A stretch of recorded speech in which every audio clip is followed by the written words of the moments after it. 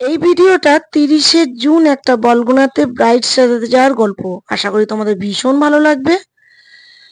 Actually এটা ছিল পুরো প্যাকেজের আমাদের কন্ট্রাক্ট, মানে হলদি লুক থেকে রিসেপশন লুক। তো চলো শুরু করা যাক। আমি আর সর্বাণী সকাল সকাল উঠে 6:45টায় রেডি হয়ে বেরিয়ে পড়লাম। পৌঁছাতে পৌঁছাতে 7:30টা বেজে গেছিল। তারপর ব্রাইড তো রেডিই ছিল, কারণ হলদি লুক মানে খুব তাড়াহুড়ো তাড়াহুড়ো করে করতে হবে। প্রথমেই বলি, ব্রাইডের বাড়ির লোক ভীষণ কোঅপারেটিভ, যেটা আমাদের খুব হেল্পফুল হয়েছিল। যাই হোক, এটা ছিল ডে মেকআপ। আমি সমস্ত ভিডিওতে স্টেপ বাই স্টেপ মেকআপের কি কি প্রোডাক্ট লাগে বলে দিই। তো এখানে আমি জাস্ট বলি, এখানে আমি যেহেতু ভীষণ গরম ছিল তাই ম্যাজিক ড্রপটা ইউজ করেছিলাম কিউটি বিউটির।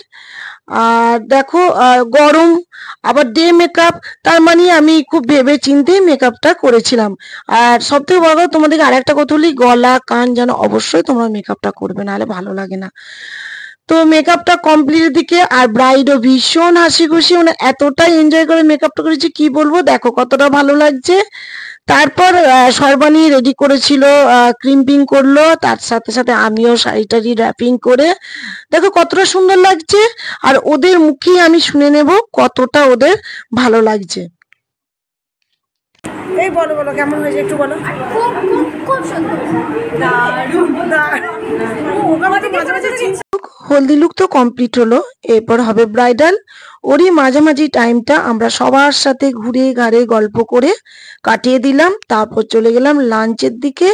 দেখো এত সুন্দর সাজানো দেখে আমি সমস্ত ভিডিও ক্লিপ নিয়েছি।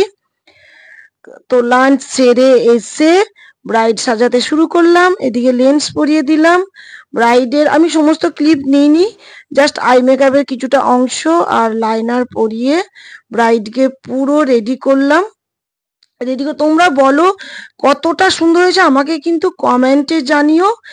আর চলো, টাটা বাই বাই, আবার নেক্সট ব্লগে দেখা হবে তোমাদের সাথে। চলো টাটা।